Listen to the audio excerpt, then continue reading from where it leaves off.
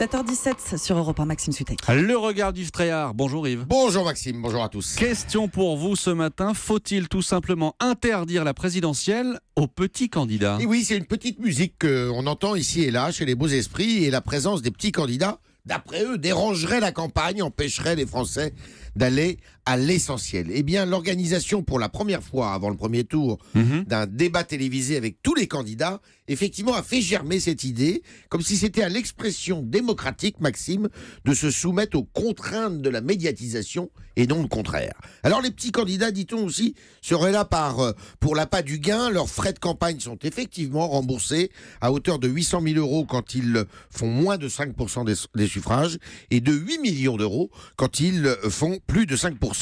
Alors, bien sûr, l'État pourrait faire cette économie, mais comment décréter qu'un candidat est petit ou grand à partir du moment où il a ses 500 parrainages? Pourquoi certains seraient moins représentatifs que d'autres? En fonction de quels critères?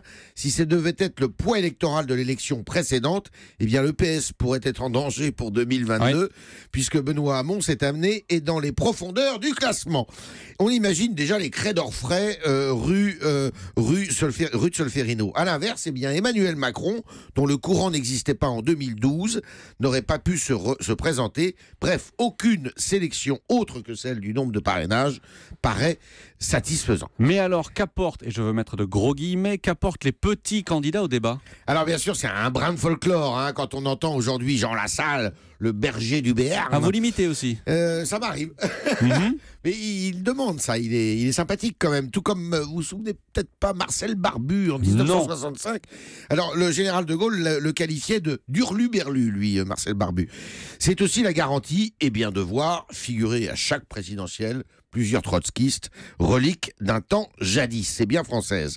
Mais au-delà, cette année, le foisonnement des candidats plaidant pour la sortie de la France des traités internationaux et un retour à son indépendance montre que le souverainisme a le vent en poupe. Cheminade, Asselineau, Lassalle, Dupont-Aignan, occupent ce créneau à l'ombre de Mélenchon et de Le Pen.